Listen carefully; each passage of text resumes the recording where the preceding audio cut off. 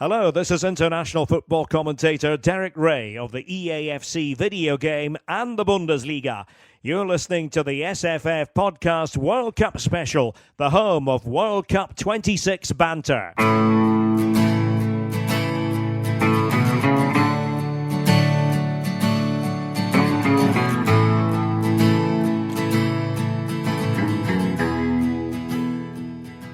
It's a full calendar month, 31 days to be exact, until the 23rd instalment of the Men's World Cup gets underway.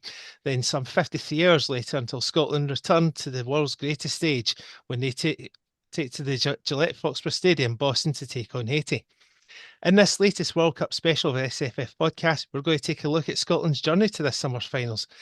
I'm your host, John Blaisdell, and I'm joined on this episode by a man who's taken a break from the northeast of Scotland coverage to cover events in Eastern USA, the original Stato of the SFF community, Dr. Grant Campbell. How are you doing, mate? Welcome along. I love that intro, John. Thanks for inviting me along, and really looking forward to chatting with you on this. And the World Cup is not too far away. It's not too far away at all, and I'm glad that you've been able to come on because we've got a special guest in this episode to join us in a review of the campaign that saw us end that long 28-year run since our last World Cup finals appearance. Not only did he commentate on most of the games for a mixture of UEFA and the SFA, but he's written a book on the subject that was released this last week, aptly called A Long Time Coming, from Pitch Publishing. Just over 24 hours from stepping off the plane back from his honeymoon, it's Hampden Roar Podcast creator and host Andy Bargh. Welcome back to SFF, Andy, and welcome back to Scotland. Oh yeah, John, thanks very much for having me on. I've been looking forward to this. A pleasure to get stuck into these sort of conversations whenever, wherever. So absolutely, thanks. Yeah, and did you have a good wedding and honeymoon, etc.? Yeah, the wedding was just perfect. Genuinely a flawless weekend. The place that we got married in the Borders, it was a place called Wedderley House, and there was accommodation for our kind of closest friends and family to stay on the Friday overnight into the Saturday. So we all had a nice celebration together on the Friday as well. And the day it just went off without a hitch. I think it was just amazing. Alex, my wife, she did 90% of the legwork, so all the sort of credit and gratitude has to go to her. And then the honeymoon, we went to Rhodes in Greece. We just got back last night. We were there for 10 days. Just some of the purest, bluest water I've ever seen, and swam in. It was delightful. Yeah, I bet it would have been amazing. As I say, welcome back. Glad you had a good time. It was certainly sounded like it was worth missing Scotland v Japan for. That's for certain. Especially, do you know? I felt like I could read the future with that. That there was no way that was ever going to be either an enthralling encounter or a comfortable victory for us. There was always going to be some sort of strain of frustration coming out of that game, and it just happened to be that we lost and were bad. Yeah, it certainly wasn't one that you would have missed, that's for sure. But anyway, we'll crack on with the project. Obviously, it's your second book. So when did this project start? I was encouraged to do it by my friends. Probably the end of the first week in December, roughly. It was around about the 7th or 8th of December or something like that. I had no intention of doing it, and just out of curiosity, I messaged Paul at Pitch. You'll know John from your books as well, just to say, is anybody doing a book on and this was still in November, is anybody doing a book on the World Cup qualification? And he'd said two people, I can't remember who they were, had been in touch about doing it, and I was like, all right, okay, cool. Then a week or so must have gone by, I can't remember exactly, and I messaged again to say, has this progressed? I was just curious. I don't know really how strong my instincts were at that point, but I was just wondering. And they said, actually, no, they've decided not to do it.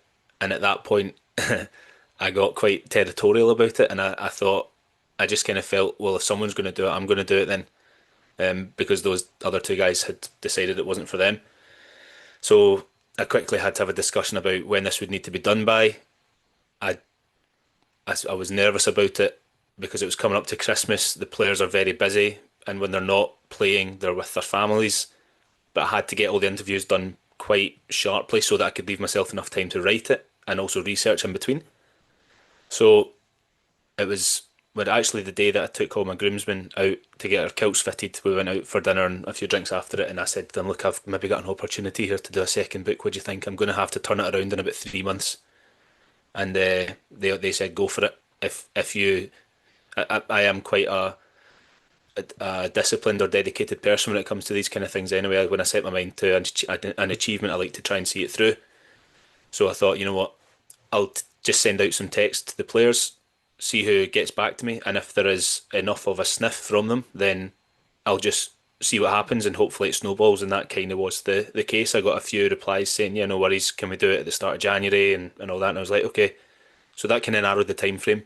But once I'd got the interviews down, I was pretty confident that I could go in and get it written. So the whole process, it says at the start of the book at the acknowledgements, because there's loads of people to thank for it, no less like a few of the media teams, like they were very sharp at organising interviews that needed to be done. The guys that I kind of know, actually that's a massive stretch. I don't know them personally. I just happen to have their numbers from my previous book, and they were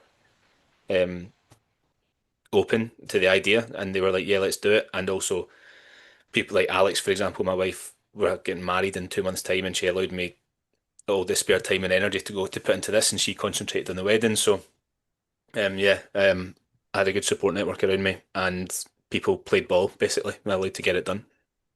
How did you manage to juggle the book, planning a wedding, work, and of course your Hampden Roar podcast? Because you started the On the Plane series, for example, from December onwards.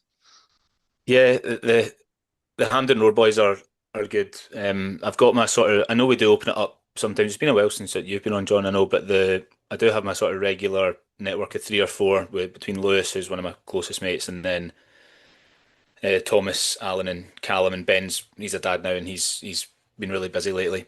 The guys are all very eager, so it makes organising the podcast quite simple. And whether it's on the plane or a Hampden Roar domestic catch-up episode or a retrospective or whatever, it's not really too demanding or hassling to organise. The guys are really good to host and do the podcast with. Work. So I work at NATS just now, which is the National Air Traffic Service. I don't know if did you know that, John? No, I knew you changed jobs, but I didn't know that it was that So specifically. the breaks there are quite generous. So literally every break at my job, I was writing or researching or interviewing somebody. And then when I got home from work, I was doing the same. I work shifts, so if I get home from work at 2 in the afternoon, I would then write in the afternoon. If I was on a back shift that day, I'd write in the morning. So a lot of my spare time went into it. The wedding, I did help when it was required, but it was Alex's passion more than mine to organise the ins and outs of the day. So, there was a lot going on, and it did get draining. But I hate starting something and then stopping it without completing it. I had to do my best to see it through. So yeah, That is rapid time that you've managed to do it. I mean, you're talking what, possibly less than 12 weeks, because you're aware of obviously how quick pitch need these things to then do the publication to send off to the editors, etc.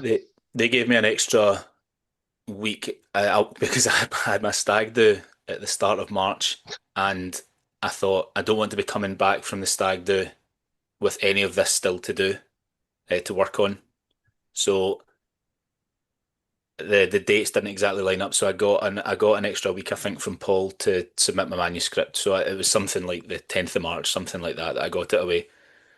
I didn't start writing it until maybe around about the 20th of January, something like that, because I'd done all my interviews before then, and I wanted to make sure I had a bulk of them, because you kind of need the players' responses and their thoughts to form a lot of your writing and the building up to the quotes and scene setting. So I didn't want to write too much and then have to go back and edit it. I kind of prefer to have it all at my fingertips and then just do it from there. So the writing of it, and it's something like between 60 and 70,000 words. I'm not sure. It's 14 chapters, 240 pages.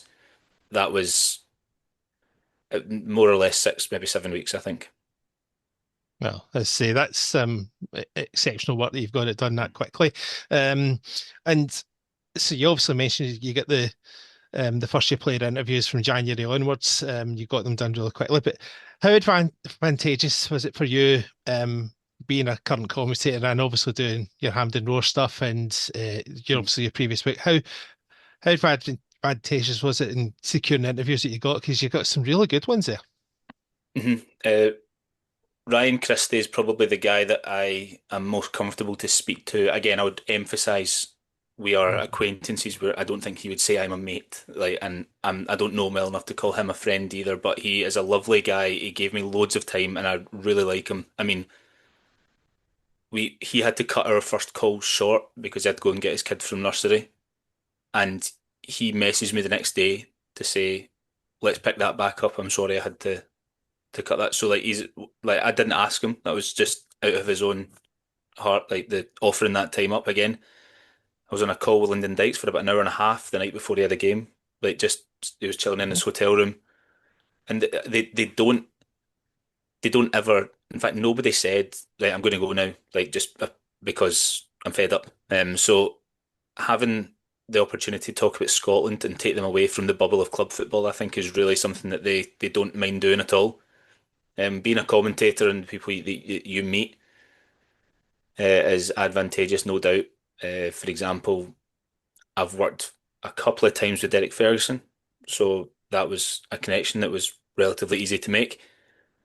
But guys that I've spoken to for my previous book, like Dykes was one, Christie was another. Off the top of my head, Kenny McLean was another, that I'd spoken to previously. So they were happy just to chat in it. Again, I'll emphasize I'm not close with these guys, so they could easily have just ignored me or said, no, I'm too busy with family or club commitments or whatever. But they were like, yeah, sounds good, let's do it. And not all of them, but most of the media teams as well that I dealt with were understanding of the time sensitivity, which I was very grateful for. Brentford set up a few interviews with Hickey. I had no real contact with him. Some of them were really hard to get to. I tried Napoli a number of times, no chance. I tried Villa, didn't have any luck with them. Rangers were really good to deal with. Hearts as well. Hibs.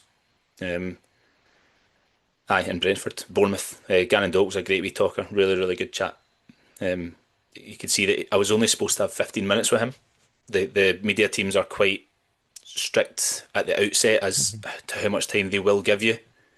But if the chat flows, they tend just to let it happen. And if they're not sensing that the player is fed up, then they'll just kind of let it run and end up getting an hour with him. And at the end, he was like, that was a really good chat. I enjoyed that.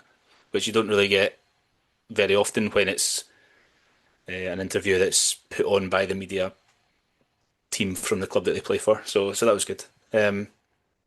It's unavoidable to say that the people I've met throughout my life working or my time working in commentary didn't help me. Very fascinated to hear of that dynamic, Andy. I mean, obviously, you've really made that your own. And I guess kind of following on from John's question, I think one of the questions I like to ask is, what other contributions have you had towards the book in terms of fellow broadcasters, journalists, fans, etc.? Because your previous book certainly was going in that direction as well. I've got a copy of your previous book, which was absolutely fantastic. Oh, thank you. They're not quoted as such in this one. But I did speak to a number of people that worked on the games or went to the games just to sort of give more of a scene setting flavour so that things that cameras might not have picked up, things that they saw, things that they heard. So, for example, I spoke to Liam McLeod he was BBC's commentator. I know he gave a kind shout out in your podcast the other week, John, which I'm grateful for. I spoke to Amy Canavan because she was reporting on the games for BBC, so she spoke to Clark. She was sort of around the touchline quite often. I spoke to Luke Shanley because I know that Sky lost the rights to the games, but I wanted to speak to him mostly about the post-Euros because there was the whole delay in Clark speaking to the media, I remember. And I know that Luke would have been around at that point. So I spoke to Luke about that. And I spoke to the boys from the podcast, Callum and Thomas, and a few other fans that travelled around and had the actual experience of being in the stadiums when these things happened. For example, when we're waiting on Belarus holding Denmark to 2-2. What was that like? And being near the pitch for a change, because a lot of the stadiums that we play in around Europe, I would say the fans tend to be housed either up high in the stadium or far away in like an athletics track style thing. But the parking, we were right behind the net. It was like Tynecastle or Easter Road or something. So yeah, get a flavour of what it was actually like to be there. So yeah, Grant, definitely right. I spoke to a number of people that were working on it, and also Yeah. people that were there for pleasure and passion. Yeah. Yeah, I know, as you mentioned there about Liam McLeod, if people haven't listened to that SFF interview that John in particular, along with Stephen Racy, was given to Liam McLeod, please go back and listen to that because it was a fantastic discussion in particular. I'm glad you mentioned Amy Canavan and Luke Shanley there, because I personally have interviewed Luke in the past, and I know Amy fairly well as well. So really good guys who are definitely making their way continuously in the game, which is absolutely fantastic Yeah. to see about that and really going well. I guess my next question, kind of following on from that, is personal inspirations. You talked a lot about your wife there, that you obviously got married to recently. Congratulations to you on that. But in terms of her and other inspirations in helping you to write the book, who would those people have been? Like in my personal life or Yes. authors? Yeah. Yeah, Alex is a constant support for me. She understands that I relax by being sort of creative. I don't really do well at sitting still. So this is how I kind of like to spend my downtime doing stuff like this. So when I get an idea in my head, she doesn't say to me, "I don't bother with that," or "Nah, that's too much." Like, she'll just encourage me to go for it. My mates, they're very encouraging as well. I've got a number of them, but particularly I would say my groomsmen at my wedding, because they're the only ones really that I told I was doing it. I'd kept it quite quiet because even though I like to set a goal and go for it, I don't like telling folk about it, because then it kind of just adds a wee bit more pressure. I like to just keep it to myself, and then when it's done, I can tell people about it. But I asked my mates for the advice, obviously, if I should go for it. My parents, as I said actually during my wedding speech, they are kind of the root of anything positive in my life, and their dedication and support they've always pushed me to be the best version of myself that I can be. So I told them, and they were absolutely fully supportive and saying, you know what, you'll regret it if you don't try it. You'll wonder if you could have, somebody else might do it, and then you'll kick yourself. So yeah, I've got a really encouraging group of people that like to see me do well, and it feels good to have them around me. So yeah. Yeah. I think it's very important to have that strong support network around you, no matter what in life. And I think it's very important to hear that. Oh, yeah. And it's very interesting that you mentioned that, because as somebody who works in academia, I do a little bit of writing as well, scientifically. And, I guess this kind of leads on to my next question, because I guess when I'm writing, sometimes I have doubts when I'm writing things, and, have a bit of confidence in what I'm writing is actually going to be suitable and have an impact. So I guess my next question is, did you at any point when you were writing the book have any doubts, and what kept you motivated when writing the book? Because you mentioned about those interviews there. I know it's a lot of work. I know it's a lot of sort of setting things up and having these discussions. Yeah. Was there any point that you kind of felt, oh, actually, I might have bitten off more than I could chew here? Yeah, but I just worked hard at it. And the motivation behind that was, if I don't see this through, all the time I've spent on it is wasted. So I really hate the thought. Imagine spending hours and hours speaking to Scotland players and transcribing interviews, researching match reports, getting witness accounts from people that were there, writing the chapters, and then deciding a couple of weeks before it that I can't go through with this, and everything you've done previously is a waste. So that's the motivation to get it done, and also the sense of achievement. I've not actually even held the book yet. I've not had any copies sent to me. I've had people. I've had people. I've got one of yours right here, John. Actually, I'm in my study just now. Got your one right here. It's a great and book. Neil got Neil's as well in the World Cup one. But I don't have. I've not had a copy of mine yet. Hopefully, I'd like to hold it soon and feel because it's nice, isn't it? Like a fresh hardback. It feels good. 100%. So I not allowing the time that I'd worked on it to become wasted, Grant, is definitely something that helps keep the wheels in motion, I would say. Times that I thought maybe there were times where there were a few interviews I thought, oh, this isn't going to happen. Like I really worried about not having and this might sound a bit shady on the guys that I have spoken to because they are all important members of the squad, but I felt Robertson, McTominay or McGinn as probably the three marquee players would be quite important. Mm-hmm. And I got a knockback from Robertson because he just had loads of stuff on, but like fine. But I didn't get any luck with Villa or Napoli. And at that point I was like, and Clark as well. Like I tried, but he's just not interested. So when I didn't have the manager or what the three sort of star players, I thought and I'd made I'd spoken to Gilmore through his agent, and it was going to happen, then it wasn't going to happen, and then it was next week, and then it didn't happen, and it's like none of this is just not going to come together, you know what I mean? And then all of a sudden you get a yes from somebody, and it's like, oh, okay, that's a wee ray of light, a bit of positivity. This is worth it to keep going. Yeah. Tierney's. I've always kind of sensed from the outside. I think most of us have that Tierney's a very shy lad. Like he's what's the word? Introverted.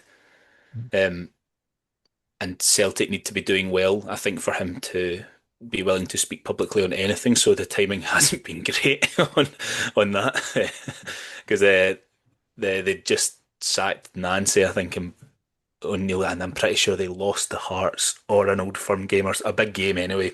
The weekend before I was maybe going to be speaking to him, and it just never materialised. So yeah, there are a few bumps in the road, but I thought I've got enough to go on here. And then, as I say, all of a sudden I'll get a reply from somebody, like Bournemouth media guy called Lewis, who's Scottish, which helped. It was like, yep, let's set up an interview with Gannon Doak, and all of a sudden you're like, brilliant. And that happens, and you've got the audio to actually hold on to. You can see it saved on your laptop, and you're like, yes, okay, that's one I can tick off, brilliant. And then, just keep going. Yeah, it's funny you mention that about, chatting to fellow players and stuff like that. I remember when I was doing my own podcast in the day, I was getting to chat to people like Craig Brown and people like that. And I was thinking, wow, what an opportunity. But it takes a lot of hard work to get to that point. You have your knockbacks and whatnot. And sometimes you just have to keep going. You just have to show that, positivity and just say, right, okay, I'm doing the right things, but maybe the timing's not right. Or maybe I just need to try a different tack, perhaps. That you need to remember that these guys have a life outside of football, and 100%. they're absolutely under no obligation to speak to you whatsoever. They are doing you a massive favour. Absolutely right. If anybody, if any of the players replied to me saying, "Sorry, I've just got a wee bit too much on just now. I'd rather not." There is nothing that I can do except say, "No problem, thanks for your time," because I'm just a guy that they don't know that's writing a book that they might or might not really care about. I mean, they've all got much more important things to deal with in their life. Yet here's Kenny McLean sitting in his kitchen talking to me at 10 at night about nothing really.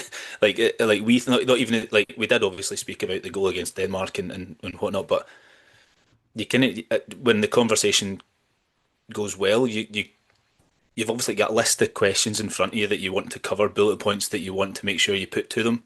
But sometimes a conversation just flows naturally that you end up talking about things that you didn't plan, and they're not showing any sign of slowing down or cutting their rhythm, and it just keeps going. So There's something to be said for just being patient and for just being nice about it all. I think that just makes a massive difference. I know obviously with the book, as well as produce it as a hard copy, you're hoping to do an audio book, or you are in the middle or have finished an audio book as well. I take it that's going to be potentially a Kindle option as well. Is that potentially on the cards before I go any further? If audiobooks are available, are they a Kindle product? I'm not sure. I've never done audiobooks on Kindle, but there's definitely an Audible thing. Okay. I've got one. I actually think I probably have worked harder on the audiobook than the writing of the book because I wanted I wanted them to be released concurrently, but I really worked hard at the audiobook to get it all edited and done before I went away on my honeymoon, so that when the book was released while I was on holiday, I could just release the audiobook with it. But there was too much to do. I just didn't get it done in time. So I finished today chapter 13, which is Greece away. So over the weekend, I'm going to edit chapter 14, Denmark at home, and hopefully the application process isn't too long, and that will be out.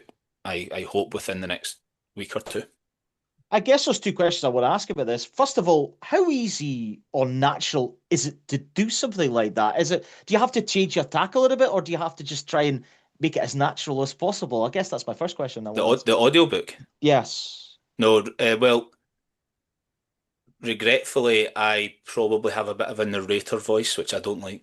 Like, see the way that I'm casually just kind of talking to you just now. I'm probably not enunciating very well. I'm a bit of a mumbler. Like, so see when I'm commentating on a game, for example, I kind of have to think a wee bit about that. I don't just speak the way that I would speak to my mates or you.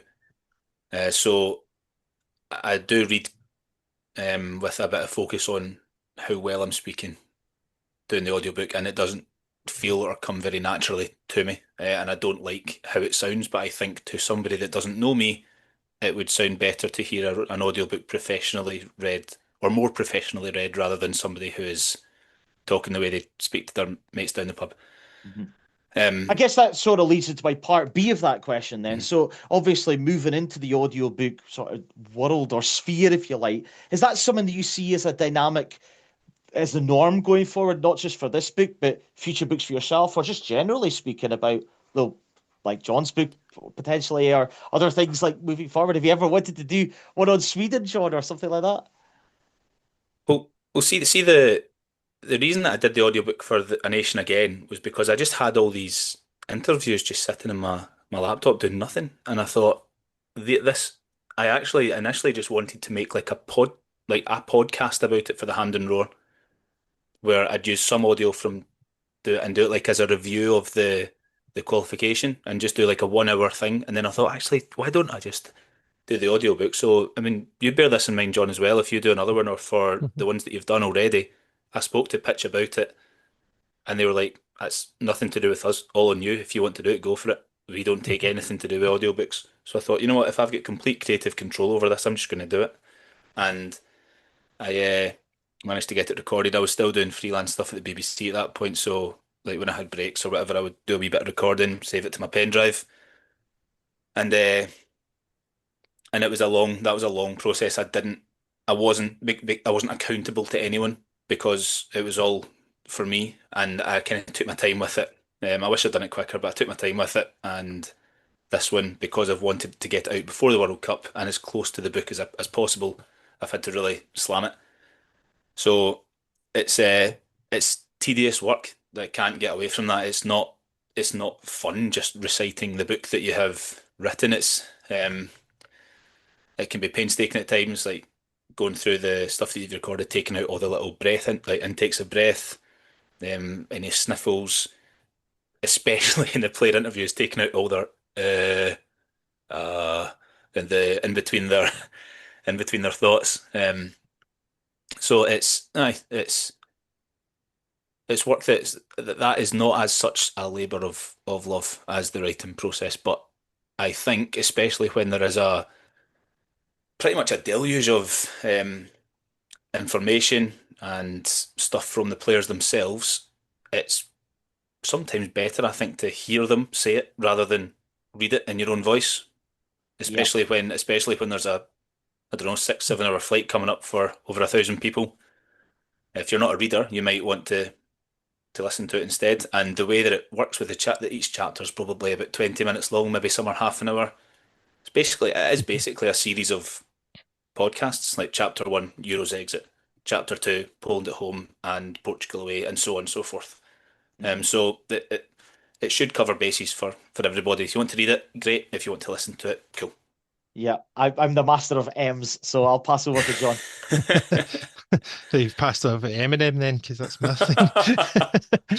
So I've just started. In terms of the audiobook, yeah, the Nation Again, I thought was excellently done. So if it's anything like that, I'm sure that A Long Time Coming will be very good as well. Thank you. Andy, you were open in turning down the chance to write a book about Euros 2024 because you wanted to enjoy that experience as a fan. What was different this time around? I've just done it as well.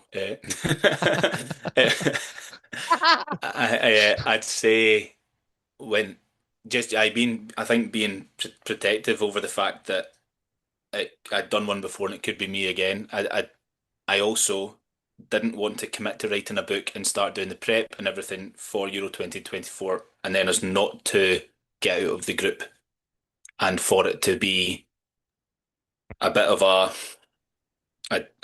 is damp squib too harsh? Like how well, I know that we all loved the qualification process, right? Those 5 games in a row where we won, amazing. But the end of the campaign wasn't great, and it coincided with us starting to lose friendlies.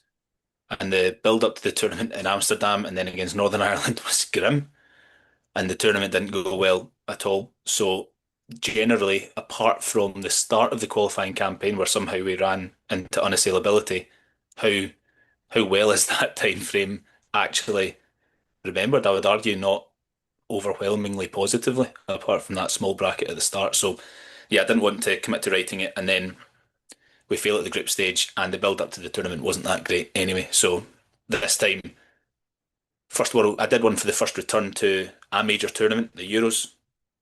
Now I do one for the World Cup return, and I didn't want it. I didn't actually want to do a second one. I say I'd never planned for it, and then I felt a wee bit of a wee bit protective or territorial over the possibility of doing it, so I just chased it. Well, that's all good that you decide to take this second time around, and hopefully it goes well. And no doubt you'll have a book launch coming out. I remember being at your A Nation Again one, which was really good. Do you have what's the plans for this book launch at the moment? The first one set the bar really high. I mean, having the hero of the hour there, David Marshall, along with Sod, who was great value on the night, and one of my best mates, Lewis, hosting it, and Luke Shanley came along and gave great accounts as well from having worked in the campaign as a reporter.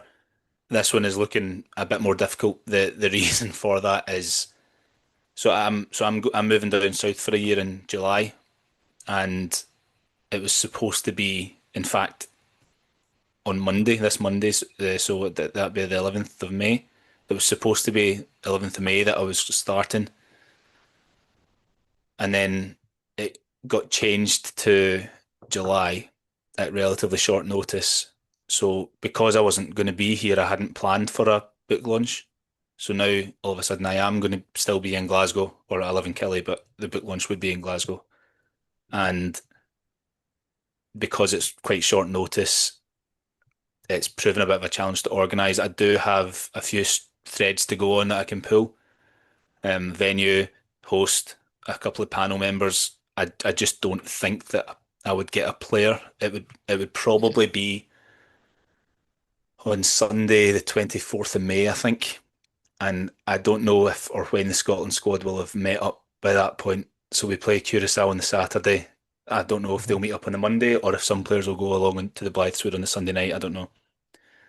So I have enough to explore it with, and I really hope I can make it happen. But I don't think we'll have any heroes of the hour there. I think we might have to do it with like a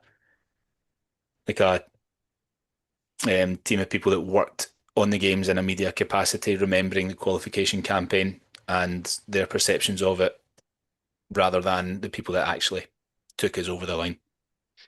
But I'll try my best to make it happen, and absolutely I'll be putting out an announcement if I can get it confirmed. Yeah, we'll watch this space, but maybe it's a good thing that players aren't arriving, because from your last boot launch, Josh was declaring man love for David Marshall. So I don't know. It's funny you mentioned that, because I was actually going to chip in with that as well. Our great friend Josh Henderson, what a man. Yeah, so yeah, I'm sure he'll still be able to come along to hopefully he comes to the next one and declares his love for, I don't know, Liam McLeod or something. Maybe for Kenny McLean, who knows? Who knows? But it's a bank holiday weekend as well, which is possibly advantageous. Are folk off on the Monday? Is that the May Day? Is it? Yeah, that's the. Okay, yeah. That's interesting. That should help then. Yeah, right. Okay. Yeah. Aye, because I know Glasgow will be off anyway. I mean, there's some parts of the country that don't, but yeah, well, hopefully you get a few people along. It's a classic example of what I said earlier, that as soon as I get a whiff of something like this being possible, I find it very hard to just drop it. So I'll be doing everything I can to try and make it happen. I'm fortunate with one of my groomsmen's sisters looks after the venue, so that is not an issue. It's just a matter of getting the people that I'd like to be there to be able to come along and be part of it. So I don't want to go saying I'm going to have a book announcement and then it doesn't quite line up and I have to say actually I won't. So when everything, or if everything is confirmed, I'll absolutely be shouting from the rooftops. Fabulous. I hope it happens, and I hope it goes well for you. And where do will people be able to buy the book? It's on sale at Amazon right now. I know that some Waterstone stores in Glasgow do have it, or they've told me that they've bought in copies to sell. But the fact that I haven't been sent mine yet, I spoke to somebody at Pitch earlier, John, who was confused by that because one of my mates went into the Waterstone store in Glasgow to buy it and they didn't have it out yet, but they had bought them. So I don't know if there's an issue with a supply or something, but you can get it online. It's going to be stocked at. I only found this out today, by the way. WH Smith is now called TJ Jones or TG Jones. Really? Yeah. As of last summer. I don't know how that's missed me. So I was looking at, who do I contact at WH Smith to sell this book, and it was all coming up stuff for TG Jones, and I was, what is this? So as far as I'm aware, they're going to stock it. Waterstones around Scotland, Amazon. I've got, I don't know if you did this for yours, John. I've spent the last couple of hours before this pod looking for book buyers and people to get in touch with around that. Like, for example, there's a company that buys the books for the clients, such as Morrison's and Tesco and all that, rather than just independent bookshops. So Monday morning, I'll be sending emails out to all of them. So you could probably, I hope anyway, get it at like supermarkets around Scotland if they want to stock it. But at the moment, it seems that Amazon is your best choice. Or I've not got them yet, clearly, but I will be getting a bunch of books myself, which I can. If anybody's in, I would never encourage this because I'm just me. But if anybody would like a signed copy by an author, then I can do that and post it out. Or if anybody wants one just to buy directly from me as well, that's fine. I did get a message. I think it was North Bank Runner on Twitter. Got a prominent listener to the Hampden Roar. That's the way that he, or I think it's he or she, is choosing to go down. Would rather buy directly rather than from Amazon. So if anybody would like to do that, absolutely send me a message at the Hampden Roar Pod on Twitter, and I'll be getting my stock soon, I hope. I'm sure that'll all be sorted soon. No, I'm delighted for you getting this book again, but we SFF are also happy for you, but not only us, but your fraternity at Hampden Roar had a few wee messages to say, and we'll see some of them just now. What do Andy Bargh books and Scotland tournament qualifications have in common? You wait ages for one, and before you know it, one is along right behind it. Andy, 2-time book published now. Congratulations. Really hope everything goes well and hope the new book is an absolute smash hit and goes alongside a very successful Scotland World Cup. Hope you're well, take it easy and enjoy the World Cup. Morning Andy, it's Thomas here. Hope you're keeping well. Just wanted to give you a quick message to say thanks very much for always having us involved, but more importantly, congratulations on the new book. Got a copy of it myself on Monday. Can't wait to listen to the audio interviews as well. It's a really good get, and I'm sure it's going to be really insightful and really successful. Crucially, it gives you something else to plug rather than the Nation Again book, though I'm sure you'll try and squeeze that into every recording that you can do, and who can blame you? Fingers crossed that there's a sequel in the World Cup that you can bolt on to the end of this one and get us out the group stage. Best of luck, mate. Congratulations again. Andy, congratulations on your book, mate. No mean feat pulling off a stunt like that, and you've obviously waited a long time to do it, as we all have. Look forward to getting a read of it, and hopefully it proves a lucky omen for us in the summer. Best of luck. Enjoy the World Cup, mate. Well done. Cheers. All right, Andy. For some folk, getting married and getting settled into a new job might be just enough to kind of keep them ticking over for the year. But obviously, you've put the work in. You've got a long time coming out, and that just shows your work ethic. That's absolutely quality. Buzzing to read it. Congratulations, big man. Andy, congratulations on completing another book. Really looking forward to both reading and listening. Was a big fan of A Nation Again, and really looking forward to a long time coming. I know how much hard work and effort's gone into it, so really looking forward to seeing all of your efforts. Take care, mate, and have a good one. Hello there, Andrew. just a wee video message to say a huge congrats on a long time coming. It has been a long time coming. Ever since that first book you put together was read, I've been anticipating you producing a second one. I didn't think it would be this quick, to be honest. I'm really amazed and inspired by how you've done it. I've said this to your face, but I thought I need to get involved in this video message that John's putting together as well. Just to tell you again that I'm really proud of you as one of my best mates in the world. I'm inspired by your dedication, your hard work, your commitment to everything you do, and this book kind of sums it all up. I know the timeline was pretty tight, getting it all done, so the fact that you've got to this point is just brilliant, and I look forward to seeing how it all goes, and I really look forward to reading it as well. So yes, proud of you, mate, well done, and here's to the next one, eh? Andy, just wanted to say massive congratulations. Hopefully you can hear me over the tannoy here in Scotland, which is always incredibly loud. But another just brilliant achievement. And hopefully these become a regular thing, because if Scotland keep qualifying, I think we probably need a book every 2 years. That would do everyone quite nicely. Keep it up, mate. Oh, thanks very much, guys, for the contributions. So, Andy, when you watch that video back, how does it make you feel? Very wholesome watching that. It was a lovely surprise. It made my day, actually. Hearing the warm wishes and the encouragement and the pride that the community of Scotland fans have got, the ones that I'm in constant contact with for my podcast, and it's good. I've not spoken to Gordon Sheik in a wee while as well. I need to text him and say thanks for that. It's good to hear from him and Rory. So no, it's lovely. It's really, really, really nice. That's good. Very good so. Right, so yeah, that's that. We can now part the book stuff, and let's talk about our journey to America.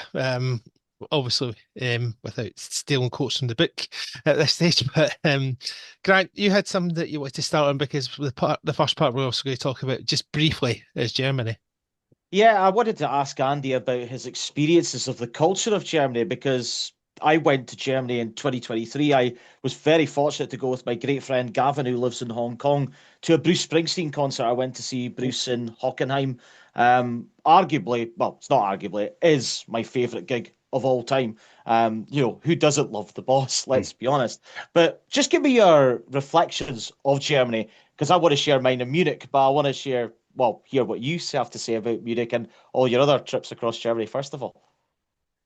Yeah, Germany's actually probably the country that I've been to in Europe way more than others recently. I've been to Munich quite a lot for work. I've been to a few football trips in Germany, and obviously the Euros as well. I was there for 2 weeks. I went to 2 of the matches, and the culture was really cool. I do find it different. Like, I don't think you really see it at the Euros, but in Germany, like all the flag waving, the constant jumping and stuff like that, I think I would find that quite hard to participate in if that was the norm where I'm from. I'm quite a quiet supporter, but being around the stadiums with all the food stalls, the beer, everything like that was great to be a part of. I think even if COVID hadn't happened, and the Euros in 2020 around the continent were as they should have been, I still think it wouldn't have felt as good as Germany did in that regard. Like everybody being in one place and travelling from city to city on the same trains and stuff. So that was great fun. I still had a great night when we got beat by Hungary. Had a fantastic night out, and even though we were all angry after it, the memories that we made with my mates and stuff is something I'll always hold close to my heart. I'm not, and this is something I actually touch on in the book because I spoke to the players about it. I'm not kind of part of the No Scotland, No Party movement. I care about the results more than just that. So my mate Kieran came out with a funny line because we were being complimented by some Germans in the face of defeat, and it was, they didn't mean it that way, but it was really sort of just hair ruffling and back patting, keep your chins up sort of thing. Yous are great fans, all that. And as they left, it was on a train station, sorry, in the train platform, and as they left, my mate Keane said, well, at least they liked us while they pumped us. And I just think that that summed up the whole thing. Like, for me, it's not enough to be liked by opposition fans. I'm way past that. So the culture grant was cool and fun to be around. But if Scotland are losing, it's not really what I want to gain from it overall. Mm-hmm. Yeah, I mean, my own experience at Germany was I thought it was a very progressive and very positive country. I mean, I went to Frankfurt beforehand, and then I travelled through to Hockenheim for the Springsteen concert. And I'm a massive Formula One fan, so I loved having a wander around the Hockenheim ring circuit, and it just unbelievable to tie in Hockenheim F1 and then seeing one of the best musicians of all time in Bruce Springsteen. I mean, absolutely unbelievable. And I have to give a big shout out to my friend Gavin Craw in Hong Kong once again for that, because it's just an unbelievable concert. It will live with me for the rest of my life. I was in amongst 200,000 fans at Hockenheim, just unbelievable. But moving into Munich, I mean, obviously I've been to Munich as well. We spent 3 days in Munich, and I did the tour of the Allianz Arena, obviously not with fans in it like the Germany-Scotland game, but just a fantastic ground. You know, obviously Bayern's such a successful football team. You know, really interesting to see the culture in and around Munich. I was in and around Mariannplatz, which is one of the biggest cities biggest squares, in Munich, and just a fantastic cultural vibe to it all. And, you know, just a brilliant atmosphere in and around Munich. And I certainly would love to go back to Germany in the future. But I know from my own experience, although not football related with Euro 2024, the year before, of course, still a magnificent time. That was a great day. Match day in Munich was brilliant. We were in the Marienplatz as well. I actually didn't go to that game. I didn't have a ticket, but a few of my mates that I was with did, so we were all down there. We were trying not to get ahead of ourselves, because remember, at that point, lads, Germany were supposed to still be a bit shit. And it's funny just how completely contrastingly this turned out. We had all settled on that Scotland were going to win 1-0 with a late Ryan Porteous header.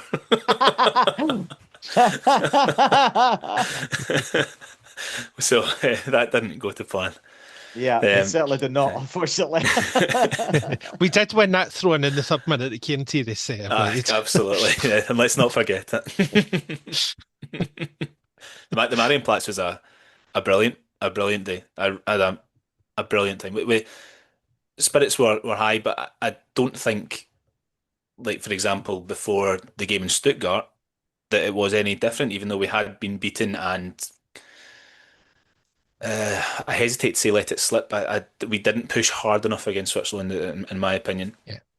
But you know, it was all to play for, and the atmosphere before each game was really fun to be part of. It definitely was. As we keep saying, the trip was good, apart from the 390 minutes that we had to endure. But yeah, there was a lull after that that Euros campaign. There's no two ways about it. Like, even Scotland HQ was cancelled after the third game, because they just knew there was no point putting something like that on. And we didn't hear from Steve Clark for 8 or 9 weeks or something. The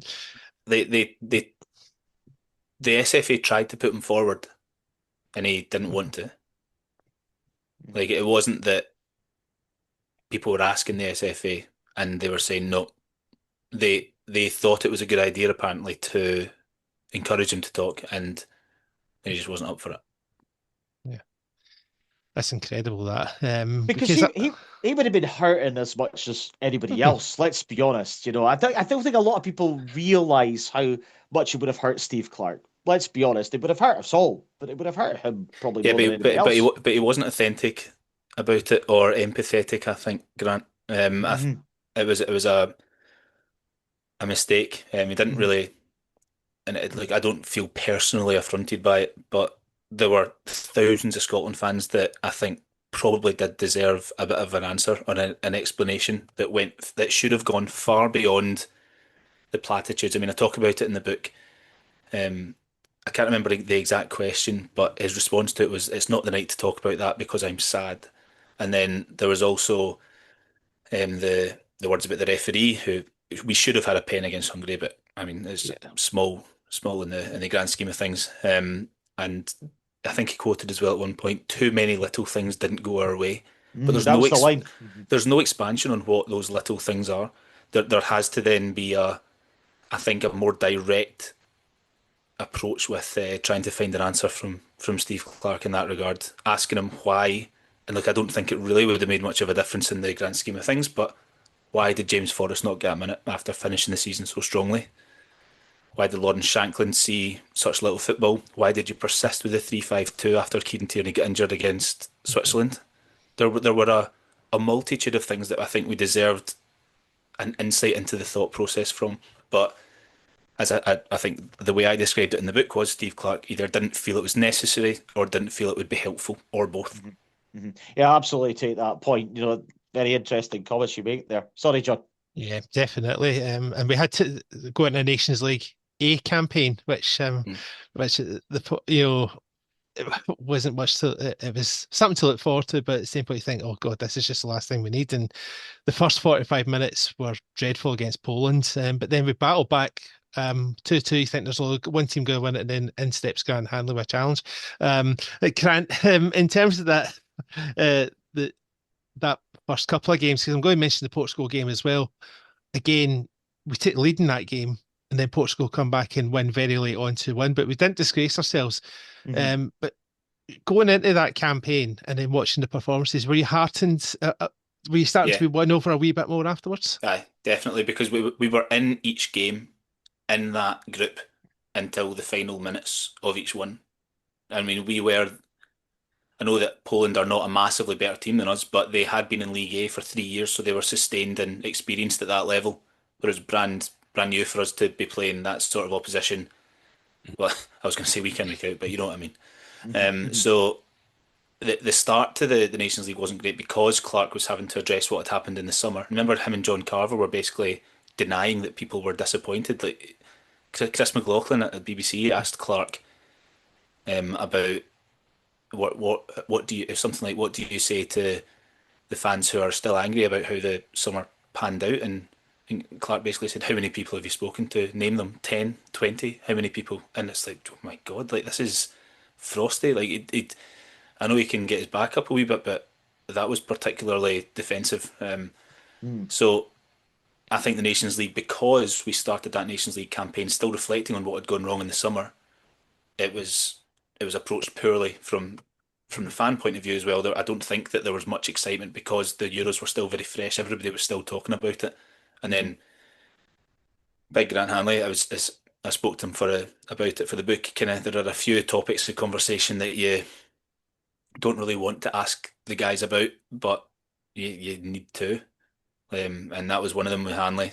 Tell me what you were thinking after you made that tackle against Poland. And he actually said that he made the tackle because he thinks that his instinct at the time was that he made the tackle because he'd had a good game and he felt confident that he'd win the ball. Whereas if he hadn't had as good a game, he would have not trusted himself to go and win it, so he would have stood off more and it probably would have worked out better if he hadn't played well. And from my first book, I remember Ryan Christie, even though it was against like Cyprus, San Marino, Kazakhstan at Hampden, and then the Czech C team, that we scraped past them, remember? And he was saying, look, it doesn't matter who you're playing. If you win matches, you will get confident as a group of players, no matter if it's through a 5-star performance or scraping a 1-0 away from home. It will breed confidence. So I was saying to him, how can that possibly be the case then when you're on a run? Or how can you possibly regain that when you're on a run of, what at that point it would have been 1 win in 14? Ronaldo scored with 2 minutes to go. Adam's goal was disallowed away to Croatia. Hanley's made that tackle at home to Poland. And he actually said that is one of the times in my life where I have felt consistently confident because we were competing. Like we took, 3 really strong nations, but let's be realistic and say 2 really strong nations and a good nation in Poland. We took them all to the last minute in the first 3 games of the group. And they apparently take them at their word. They felt that a result was around the corner. Yeah, my own recollections, John, was that Poland game, that first game, was a real frustration because we had we really kind of had a pretty shocking first 45 minutes and we're 2-0 down. But to our credit, we got ourselves back in the game. I remember Billy Gilmore scoring, I think it must have been about a minute into that second half. Less, 15 seconds. 15 seconds or something like that. It was very, very quick, very quick response. And then McTominay comes up with a goal, and you think you've turned it around. You're like, okay, that's probably looking like a better result than it was at half time. And then, obviously, as Andy's reference to, the penalty at the end is just like a kick in the ribs. And then the Portugal game, you obviously got off to that great start with that early goal, and then Portugal have got class players. You've got guys like Bruno Fernandes, or as Derek Ray affectionately calls him, Bruno Fernandes, and then of course you've got Cristiano Ronaldo. I mean, what Cristiano Ronaldo's done it all in the game. It's just unbelievable. Grant, but that goal should not have happened. Scott McKenna. No, it shouldn't have happened. Scott McKenna fell asleep. He did.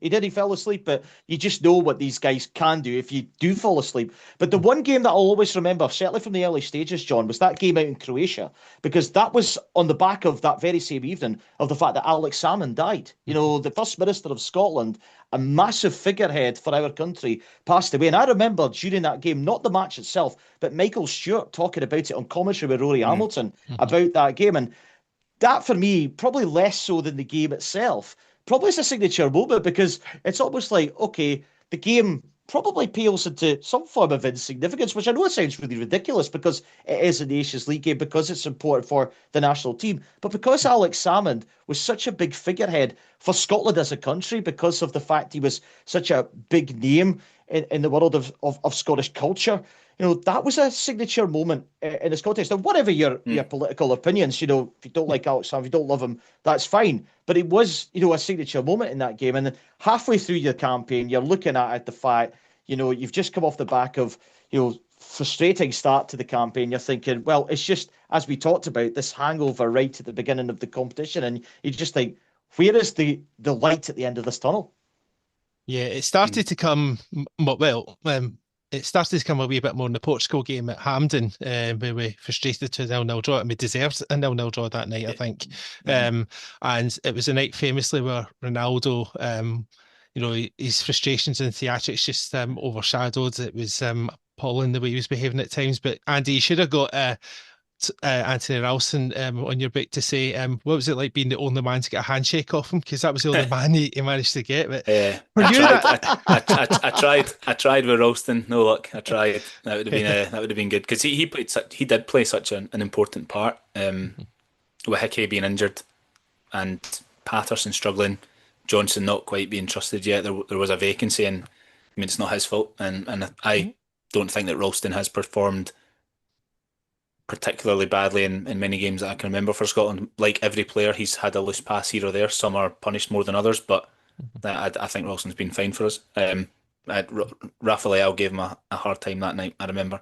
And that was Nicky Devlin came on, and it was him that got in the way of Leal's shot with a minute to go. That's right. Yeah. Did you not do commentary for that game, Andy, if I remember correctly? That was a big moment for me. That was my first. I'd done commentary on the previous Nations League games for UEFA's World Feed, so that gets broadcast around the world in English-speaking countries that are not putting their own broadcast team on the game. So, for example, it got shown in Australia or beIN Sports, because a lot of expats out there, or Star Sports, I think it is, maybe in South Africa if that game's getting shown in. But I don't know. I don't actually know if who does Mark Donaldson work for, John? Is it not ESPN? I know the name. Is ESPN? So if ESPN put their own broadcast team on it, it would probably be him and Burley. But if they don't pay for that, then they would just take UEFA's World Feed, for example. So my commentary would go out there. It just depends on what broadcast partner want to pay to put their own production on it. I would imagine for Portugal they probably did, because Ronaldo's playing and it's a big draw. But that was the first time that I had commentated on a Scotland game for a domestic audience, and it's the only time I've commentated on Scotland at Hampden. I've done loads of games commentating on Scotland while they're playing at Hampden, but most of the time I'm stuck in a crappy wee studio doing the game on my own, which is frustrating. But it was that was a life goal for me, commentating on the national team at Hampden. And although we didn't score, it was a good result, and there was enough excitement. Yeah. Well, that was what I was going to come on to. Is it the best 0-0 you've commentated on? Considerably, yeah. Yeah, absolutely. Sorry, John. Yeah, but you did get the Poland away game as well with Michael Stewart, which got you a last-minute winner. Aye. And we won the game before, which I took Grant to the game against the Croatia that we won 1-0. So it was nice to end the section not finishing bottom, which we thought, great, we got a chance to stay in Nations League A, but I'll come on to Greece in a minute. was so nearly more than that. We could have been a pot one side for the World Cup draw if results had gone our way that night. That's crazy. We had just ended a run of results that I think was 1 win in 15 at that point, and that was against Gibraltar. So basically scratch that one. No wins in 14, let's say. And yet with a win away in Poland, we could have ended up a pot one team for the World Cup. I struggled to get my head around that. 1 win in 15 sounds like Aberdeen under Jimmy Tulane, but let's move swiftly on. John, you mentioned that Croatia game. I mean, obviously I was at that game with you, good self, and it was a nervy night, wasn't it? Because we had our moments in the game, but obviously Croatia went down to 10 men. They still had their moments with the 10 men, but I mean, the begin goal at the end just gives everybody a lift, doesn't it, that night, doesn't it? It certainly did. And what I'll also say about that night, I mean, Bendel had already shown flashes, but he turned a £71 million defender inside out that night. And I'm looking forward to reading about that in the book and also hearing about it in the audiobook, Andy. He was quite happy to talk about that, Bendel. Not surprised, he was brilliant that night. Because he came off the bench in that game against Poland at Hampden, and he was electric. I remember saying in the Hampden Roar for a while, just play him, because the sight of him running onto the park as a sub will electrify Hampden. It'll give that buzz and that excitement, and he'll feed off it. And he ended up helping set up McTominay's equaliser. The Croatia away game he did quite well. I won't tell the whole story because it would be nice if people hear it when they buy or listen to the audiobook or buy the book. But he speaks about how differently Vardiol approached the game at Hampden because of how Gannon Doak did in Zagreb. And Vardiol knew that he couldn't then underestimate him, so decided to mark him a wee bit more closely. And then Bendok had to think outside the box as to, okay, how am I going to get the better of this guy because I'm not being given the opportunity to turn and face him. And then you can read or hear about it. It was interesting to hear his thought process. Going back a little bit to that Croatia game, I mean, one of the things I'll always marvel watching of it, even though Croatia were down to 10 men, Luka Modric, I mean, what an outstanding player. He's just sees an eye for a pass, and it just makes the game look so easy.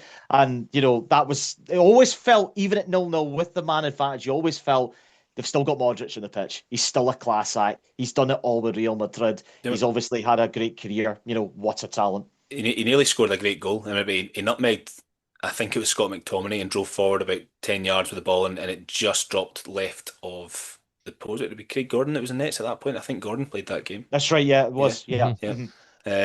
And it just went wide.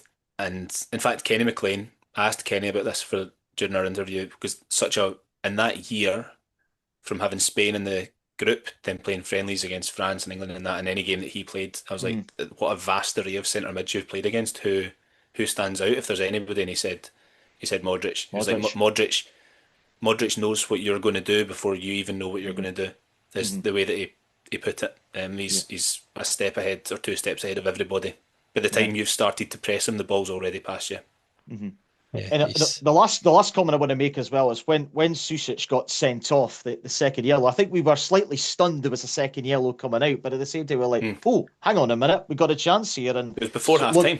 Yeah, right on half-time. Yeah, that's right. I mean, it just gave everybody a lift inside Hampden, I remember that night. And yeah, obviously we managed to find the 3 points. We continued to be quite rotten though, Grant. We weren't good that night. We weren't good that night, but we found a way.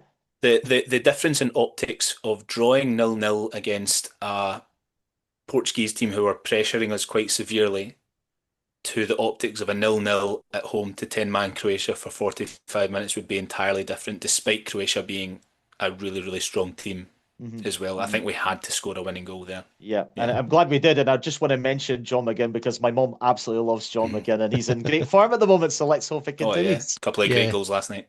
Yeah, definitely. Keep him in cotton wool till the Europa League final. That's my advice to Unai Emery. I was saying this on the Hampden Roar the other day, John. I know that there's an issue with Craig Gordon, but at the minute, I think all our outfielders are fit. Don't tempt fate. Yeah. And it's surely by the balance of probability, that's not, it's going to be the case in 3 weeks' time, but it's looking good.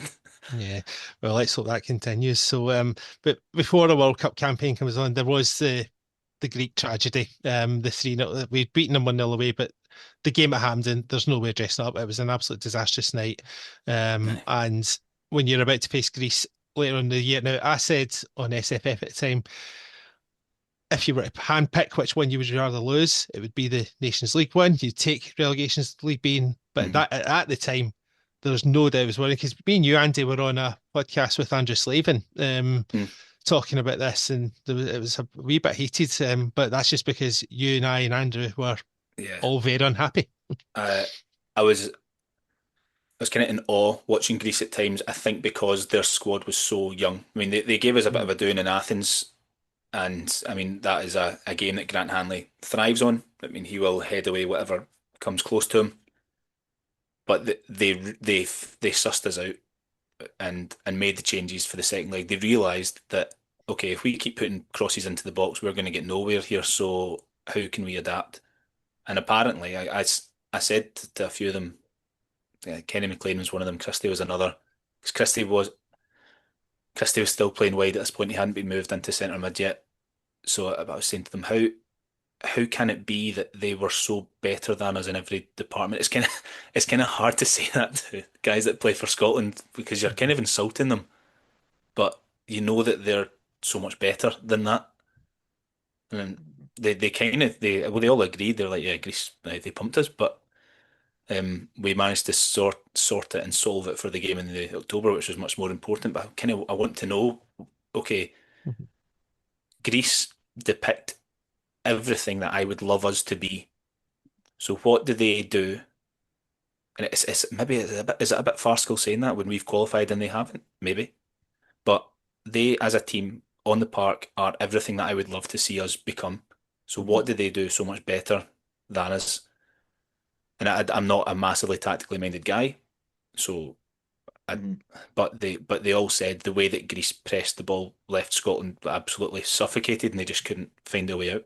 And that was basically it. And Scotland did apparently make a couple of tweaks in game, and Greece had it sussed out within 2 minutes, and they knew exactly then how to throttle us again to stop us from playing. So even though we were really bad, I think a few of the players were keen to emphasise, yes, we were not great, but that is because Greece really restricted us. It wasn't just that we had an off night. Greece absolutely stopped everything that we tried. They were just sharper and cleverer than us.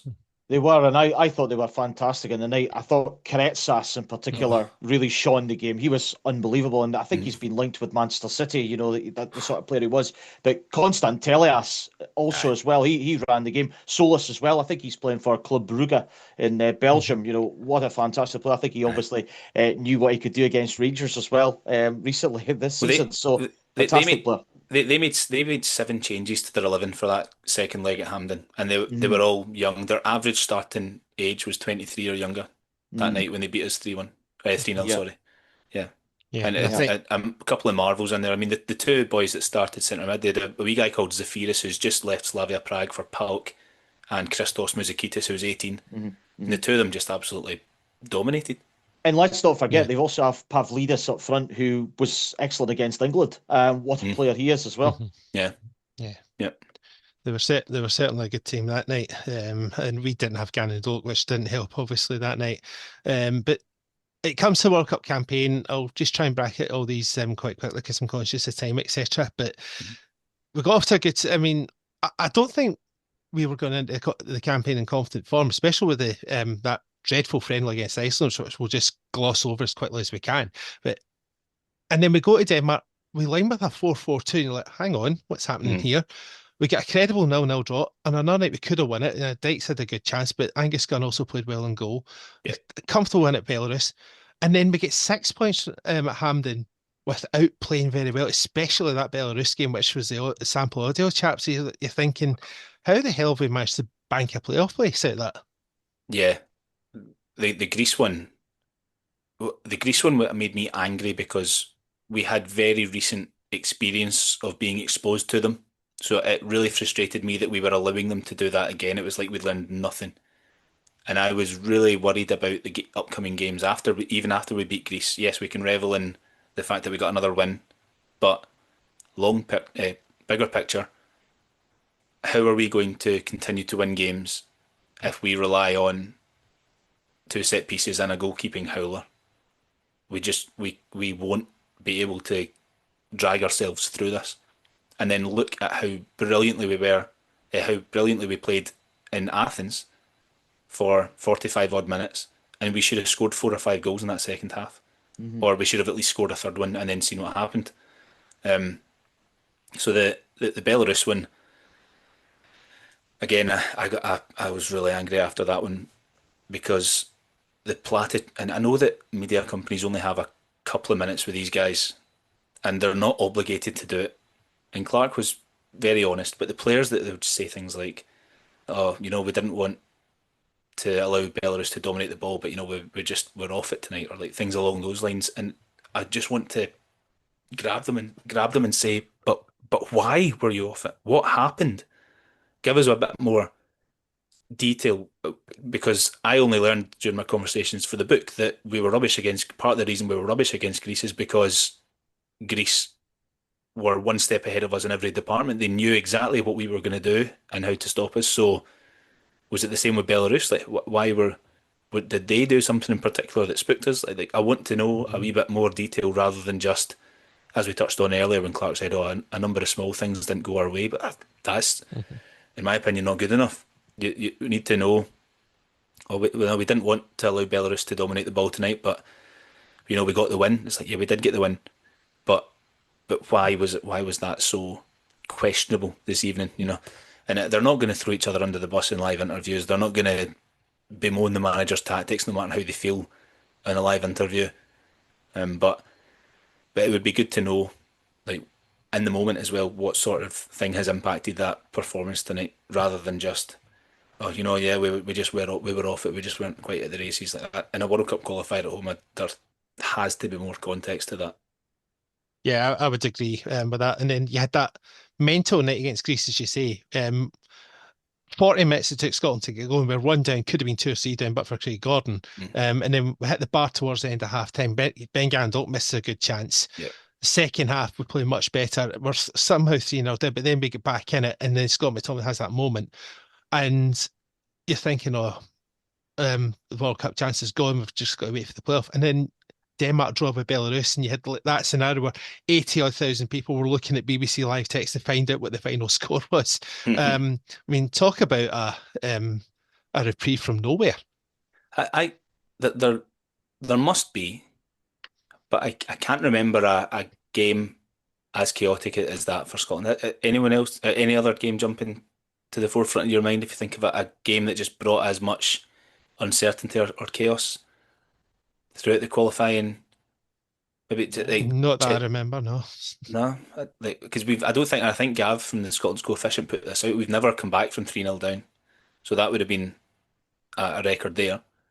I fully when they scored their third, I said on commentary that's it. It's playoffs for Scotland, because I mean Denmark were winning, we were 3-0 down. How could it be any other way than that? And then 5 minutes later, we were within 1 goal and Belarus are winning. Like, they're just absolutely insane.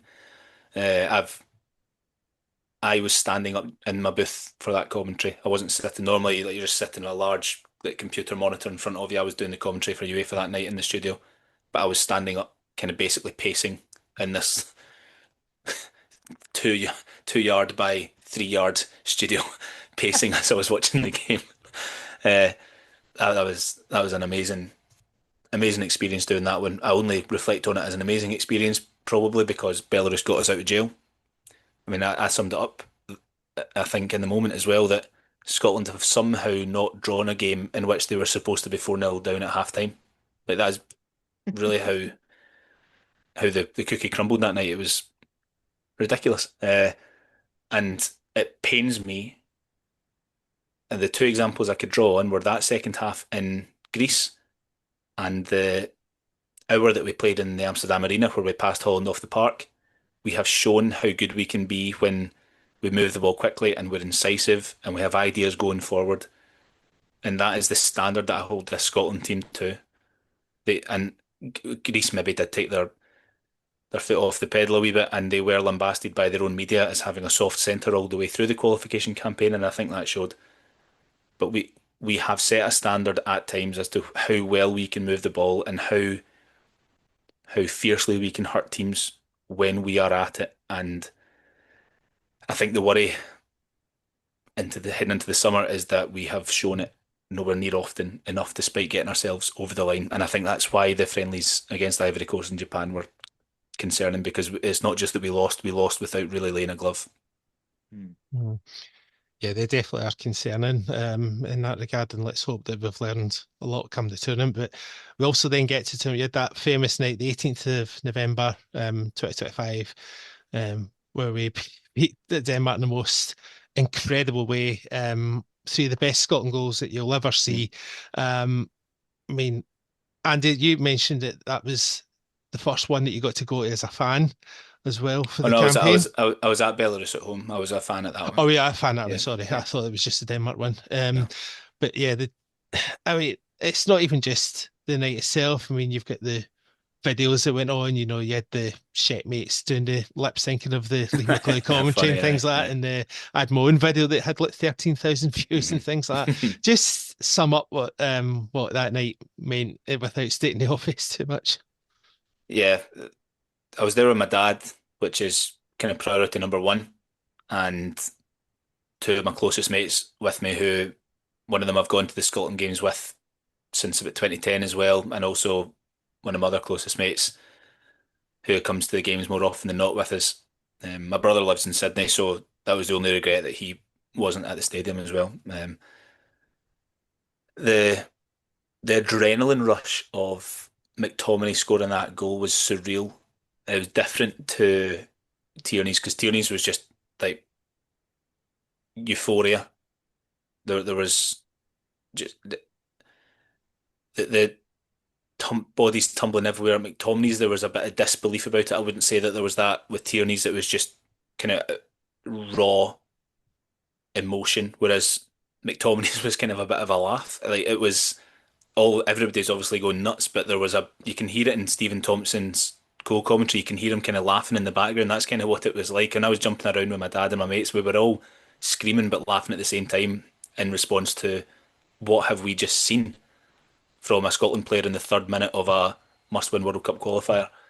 Tierney's moment, I still wrestle with, did it hit harder than Griffith's second against England? Probably. Aye. I'd kind of long accepted that I would never feel better in a moment at a Scotland game in my life than when Griffith scored that second free kick, but only, what would that be, 7 or 8 years later, Tierney's somehow matched it.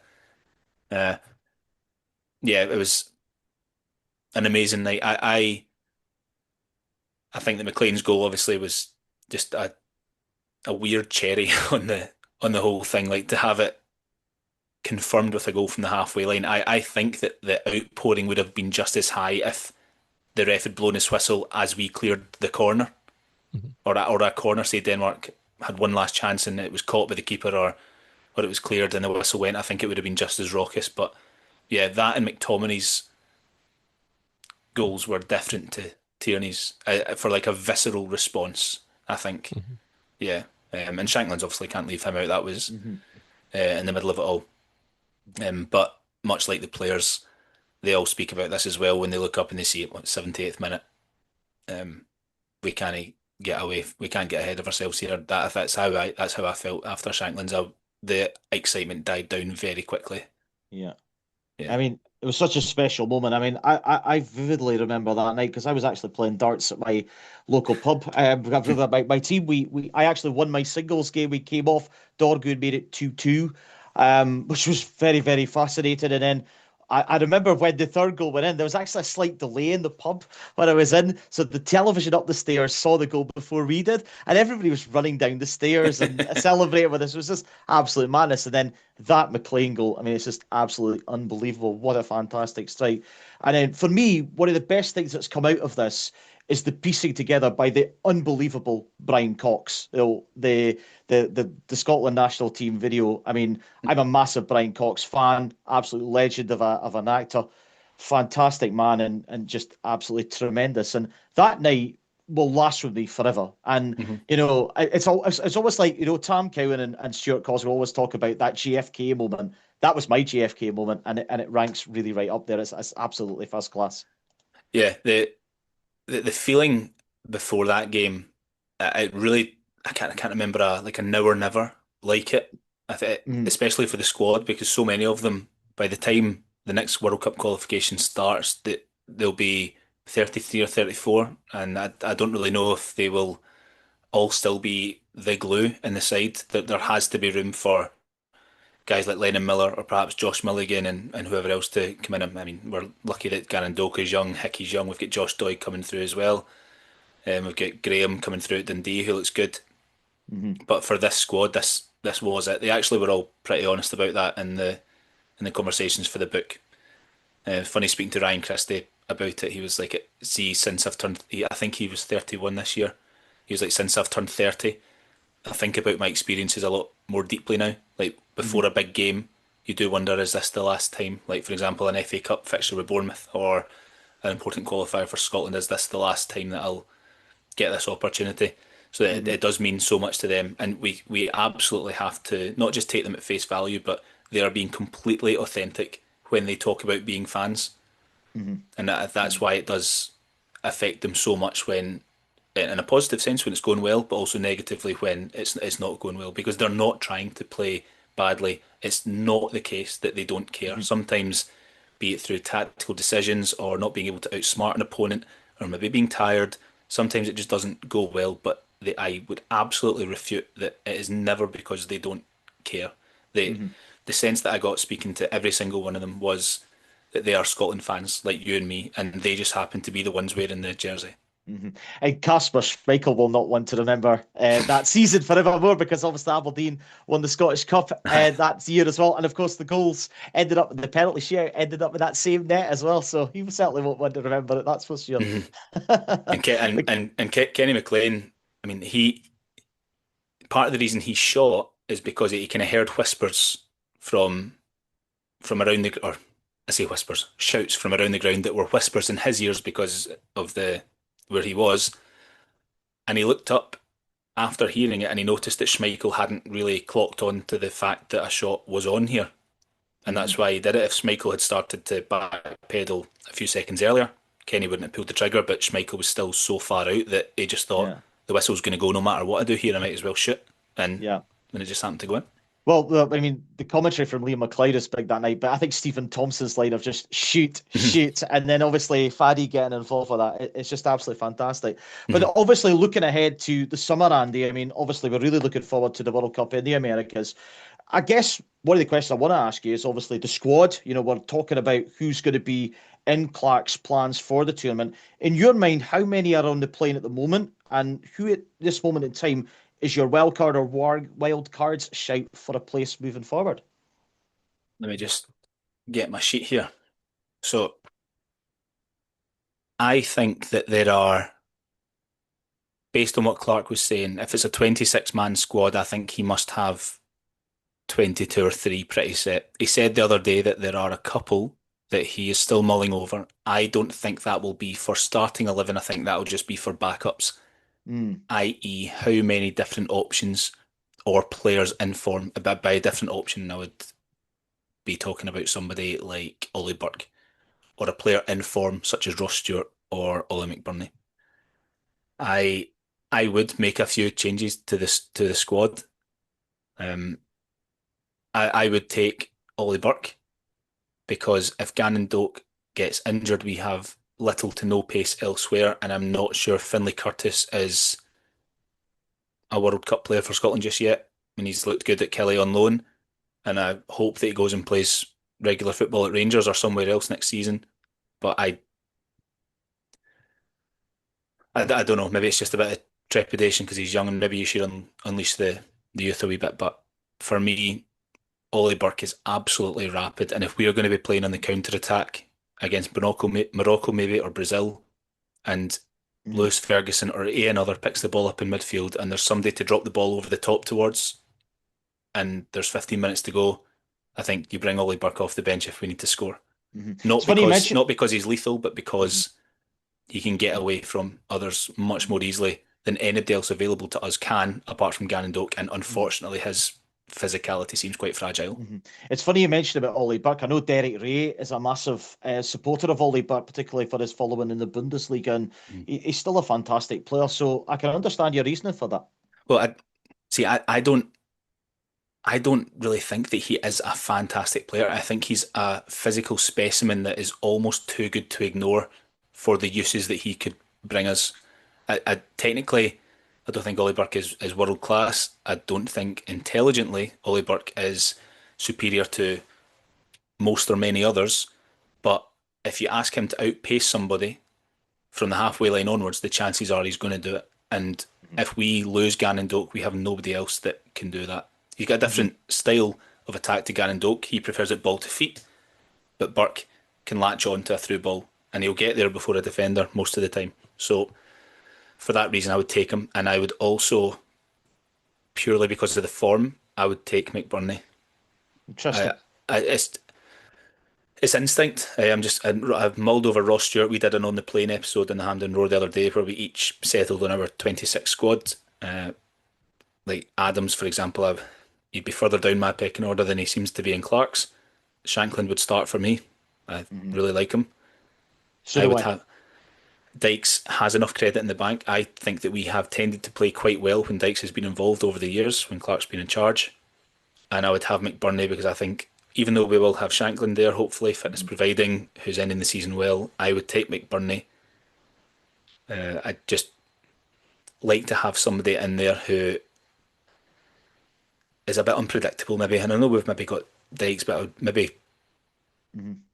would maybe describe Dykes as that years ago. I'm not sure as such now, but I think I would like to take McBurney. I know that he didn't really turn up for us many times until he scored his penalty in Serbia. But between him, George Hurst, Tommy Conway, even Bowie, I am gravitating towards McBurney more. The rest of the squad for me is relatively settled. I would take Scott Bain as third choice keeper though. Yeah, it's very interesting you've went with attacking players because John, who's just to play for a wee minute, asked me a similar question. And I just think, obviously with Hearts this season in the Scottish Premiership at this moment in time, you have to look at the performances of particularly Craig Halkett and Stuart Finlay, who I think have been unbelievable at central defence, a major cornerstone of why Hearts are challenging for the Scottish Premiership title. But I think you've obviously got to think about as well the fact that, they've got a settled centre-back partnership with McKenna and Hanley. You've obviously got Hendry, who's still in the mix as well. And obviously Tierney can play that centre-back role as well. I also think someone like Stephen Kingsley goes under the radar for the performances he's had this season. But again, does he probably get into the squad? Probably not. So I was looking out from a sort of defensive side of things and obviously with form. But as always, Andy, as we've seen with these European runs, it's very difficult to kind of bring people in form because Clark has always been historically building on the core of the squad, the continuation of a squad, the longevity of a squad, and that's what he goes upon.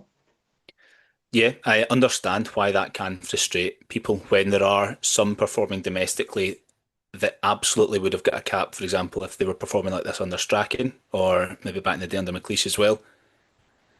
But Clark can, and he will always have detractors because of his demeanour, probably because of his style of football, his stubbornness. But he can have the last laugh that he has taken us to 3 out of 4 tournaments.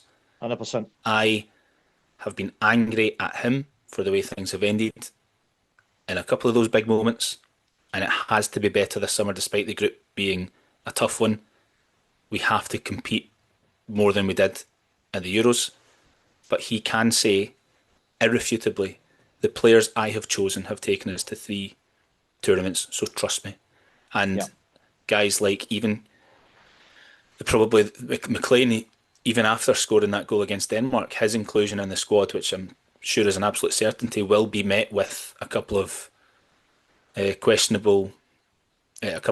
marks. Same with Hanley, despite how impressive he was against Denmark that night and away from home as well. In Athens, how well he defended the box for us. His inclusion, which I'm sure is impending, will be met with a wee bit of disappointment from some quarters. And I don't understand that, because if Hanley had been terrible for us and was still being selected, I would get it. but he has been good for us and is still being selected. So I don't get it. The consistency of selection, I think, is a big reason for why we have performed well. And I've never understood why, in the build-up to World Cup, people will clamour for 6 or 7 changes to the squad. I don't understand why that would be particularly beneficial. There is room for improvement and maybe a few tweaks. For example, I don't think that George Hurst has done enough to command a place in this World Cup squad. I'm not saying that he's rubbish. I don't think that he has done enough to command a place, though. Same with Tommy Conway. Therefore, I would take Ollie McBurney and or Ross Stewart over them. And the angle I'm sort of getting at as well is you look at form. I mean, you look at Lawrence Shankland, the fact he's coming up with some massive contributions of goals, particularly in the recent match against Rangers. If I don't think many other strikers, or anybody for that matter, scores a goal like Shankland did against Rangers. I think that goal for me settles any debate in my mind that he should start against Haiti. In my opinion, it's the same. Yeah. His finishing ability is the best we've had since Griffiths. And actually, if you remember Griffiths' goal against Slovenia away, at that point, I think he was the only player in the squad that would have buried that. And I think Shankland is the only forward in the squad that would have buried that goal against Rangers the other night. That's available to Scotland just now. So, and I think the fact as well, because Shankland is the dynamic of Shankland being the captain at Hearts, I think it makes a big difference. He's stepped up because the team have to step up, and I think because he's had that leadership, he feels like he could contribute to the Scotland team. So I just feel that's a natural connectivity there. I do really struggle to understand why he wouldn't be given more game time. I had a great reply to me on YouTube today. So in one of the more recent Hampden Roar podcasts that I did, I said that I've always been jealous of Ireland strikers. They always seem to have somebody. At the moment it's Troy Parrott. A few years ago, even though he hasn't really kicked on, when Evan Ferguson broke through, I thought, oh my God, here's another one that's going to go on and get goal after goal for them. They had guys like John Walters would score goals, Shane Long, like guys that would just score at international level. And Shane Long, that's a blast from the past. and we just never really had somebody that was a consistently reliable source of goals. Yeah. And I was saying this on the Hampden Roar, and then somebody replied on the YouTube saying, you're going on about Ireland strikers when we've had Lawrence Shankland all this time. He should have over 50 caps. And I thought, you know what, that's a fair assessment. Like, Shankland has been criminally underused in my opinion. So his goal against Rangers the other night, I think, underlines how important he is for us, especially going into games when we are unlikely to have many chances, especially against Morocco and Brazil. I think it's the old classic that if you want somebody in the squad to put away a cutback from when Gannon Doak hits the byline the odd time, it's him or it's McTominay arriving into the box. I think that's why I feel most confident with Shankland. And he's not going to win the ball in the air like Dykes can, and he's not going to stretch defenders the way that Shea Adams can, but he can take the ball into feet, he can hold it off, he's not weak, he's got an eye for a pass, and he's just got that eye for goal, which I massively trust. Yeah, absolutely. And I think one of the things that's going to be very interesting is the group. We're obviously in with Haiti, Brazil and Morocco. What's your opinion on the group and what's your feelings on our chances of progression? The group for me and how positively or otherwise I feel about it hinges on the fact that we drew Morocco from pot 2. Don't really mind getting Brazil. I was a wee bit deflated because I was like, it's 2 of the same teams from France 98. I want something a wee bit different, even though I was 4 and I can't really remember it. I want just something fresh that kind of sets each tournament apart, and we've just had Brazil consistently. Like, I would prefer us to have different opponents at each World Cup because it just brackets it more satisfyingly to me. So the fact that we got Brazil and Morocco at the start, I was like, all right then. But the quality of Morocco and then being the team that we drew from pot 2 when it could have been Australia, for example, that is no, I don't like that at all. And that is the deciding factor in how encouraged I feel heading into this. We need to beat Haiti. I think it's good that we've got them at the start. Just hopefully get 3 points. And I'm absolutely not saying that it is 3 points. We're going to have to play to earn the 3 points. But if we do, it takes the pressure off the next 2 games a wee bit. I'm not saying that we can. I will never ever go for the free hit approach, because we should approach the game with the aim of taking at least 1 point from both of them. Mm-hmm. But it's going to be hard to do that, and we have to have 3 points in the bag from against Haiti to be able to have that slight comfort blanket, I think. So I'm a bit worried about the group, to be honest, and I'm a bit worried about how I am going to feel if we do make it through on 3 points and a goal difference of -2, for example, or -3, and then we get knocked out in the first round of knockouts. We will be factually described as history makers, but I cannot look upon that as something deserving of a hero's return. I'm kind of caught in the middle a wee bit. I touched on earlier that I've got high expectations for the Scotland side based on the fact that they have shown how well they can perform in the past. If we go to the World Cup, get to the knockout stages, but lose 3 out of 4 games, the one that we win is against Haiti, and we don't compete too well in the others, then no, I will not reflect on this tournament as a job well done, even if we get out in those circumstances. It's a very fascinating dynamic, because I kind of feel that same way as well. No, John's back, so I'll pass back to John. Yeah, I was just thank you very much for holding the fort, Grant. Unfortunately, I had to family duties pick up my boy from youth club as we were recording this on Friday night. So for those on YouTube, you wondered why there was just a blank screen behind me. So thanks, Grant, for carrying the fort. Yeah, in terms of the I don't think there's any question that the Haiti game, we've got to treat that as our World Cup final. It's as simple as that. And then hopefully get into the game with Morocco with a bit of confidence. Now, there's obviously going to be some Scotland fans going and spending an absolute fortune. I've made it open that as much as I'd love to go out, there's just no way I can afford it. Andy, you've also just paid off a wedding, etc. So what's your chances of getting over? And if you're not going over, what's your alternative plans going to look like? I didn't get any tickets in the ballot. Do you know what I didn't realise? See if you buy like the match package or the season package for Hampden, for example, and you transfer your ticket to somebody, you don't keep the point. I never knew that. So I dropped from about 13 or 14 points down to 8 because I was commentating on the games, because I would buy the match package and then I would give the ticket to my wife's brother or somebody. But when you transfer it, the point leaves your account. So unless it's to an account, a fellow SSE account name. Is it? Well, Jamie, Alex's wee brother, he didn't have one, so that would probably explain that. And I gave one, I think, as well, a couple of times to my mate Mikey's wife, so that they could go to the game together. So that would explain why that then. So I didn't have enough for the supporters ballot, and I didn't have any joy in the FIFA ballot. I also remember at this point I had been then offered my new work start date, which was supposed to be second week in May. So I didn't really feel too bothered about it because I wouldn't have been able to go anyway. But then my work date got moved to July, and I'm like, I could have gone if I'd wanted, even like not for a ticket to the game. And I've been speaking to my brother a wee bit about. He lives in Sydney, and I'm like, you know what? Should we go to Miami for the Brazil game? Flights are about £800. I've still got accommodation booked in each place in case I go, with free cancellation up until the 31st of May or whatever it is. So I am mulling, but I don't think I won't get tickets before I get on any planes. It would have to be I see what I can get when we're out there. But I'm so tempted to go to Miami. Well, we do have some questions from the group chat, Grant, if you want to fire them, and then I'll bring in the showstopper. Yeah, I've got a really good question in from Chris Kujawa, who's a massive contributor to the podcast, Andy. He says, what would you rather happen? England win the World Cup, but Scotland make the knockouts, or if Scotland get grouped again, as in don't get out of the group, but England don't even get close to the final?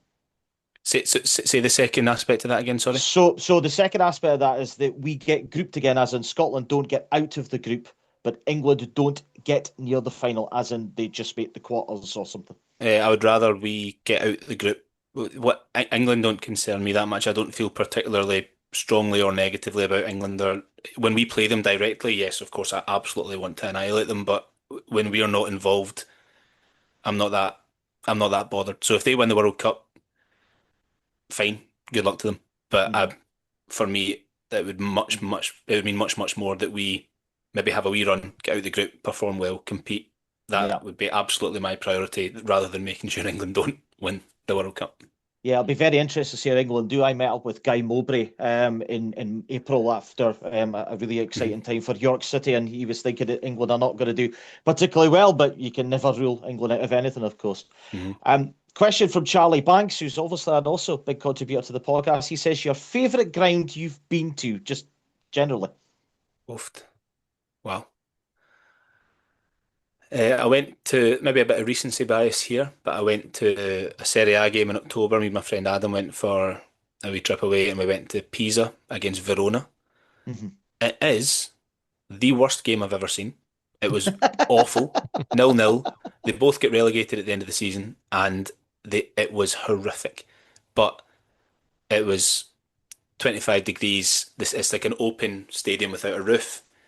It's really old school, like rustic sort of concrete Italian steps, you know what I mean? And Class. and towering over the stand opposite to us was the Leaning Tower of Pisa, just to the left of the main stand.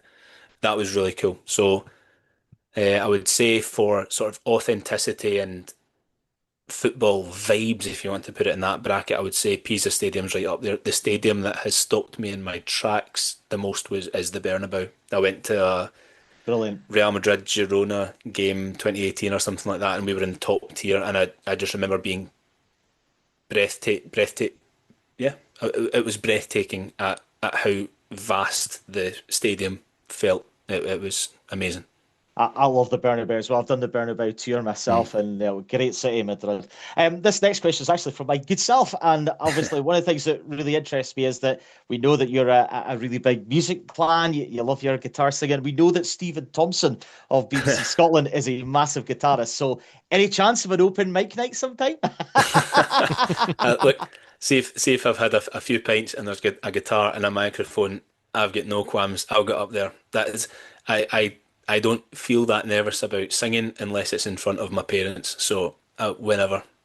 Do you have a showstopper music choice you go to, or what's your go-to? If it's like a drunk karaoke, I like singing "Uptown Girl" by Billy Joel or Westlife. Yeah, brilliant. I had a. I used to like doing. What did I used to like doing karaoke? Superstition by Stevie Wonder. Back in the day, I used to do that quite a lot. Nice. I was on a stag do once. My friend Tam plays. He's Kelty's manager now, but he's basically retired. His injuries are awful. I went to his stag do a few years back, and Blair Spittle was on it, and he did a rendition of "My Love" by Westlife, from the early 2000s, which was incredible, absolutely brilliant. Yeah, nice one. So I at the moment I probably go for Uptown Girl. If I've got a guitar in my hand, I would do Babylon by David Gray. Oh, another good choice as well. Let's organise something in Glasgow, and if so, I'll be down there with bells on from the northeast of Scotland. That'd be fantastic. I'd be really up for that. Anybody loves music. I know the SFF community certainly do. John, back to you. Yeah, so thanks very much for the time, Andy. We appreciate it. But one last pleasure. question. So you've also written a book about the latest instalment of qualifying for World Cup, and it's been 28 years since the last time. So let's have a combined team of the modern day gang and the France 98 squad. It's got to be a 5 and 6 split. When you go. Have you done one as well? No, it's just you. Just me? I'm the host, so I don't need to. Okay. Okay. So I've got 6 players from the present day and 5 from the 90s. My goalie is Craig Gordon. My back 4 is Hickey at right back, Colin Hendry and Davy Weir in the middle, and my left back is Kieran Tierney. My midfield 3 is sort of Lambert, the deeper one, McGinn and McTominay just in front. Up front, Kevin Gallagher with Gannon Doak on the right and John Collins on the left. That's a very interesting team. I like it. I like that you've got John Collins in there because I thought he was a brilliant Scotland player at the time. I was swithering over him or McGinn in the middle. I don't have a memory crisp enough of John Collins to know if who would suit where better. Yeah. McGinn left and Collins middle or vice versa. I just settled on Collins in the left because I can see McGinn in the middle more clearly.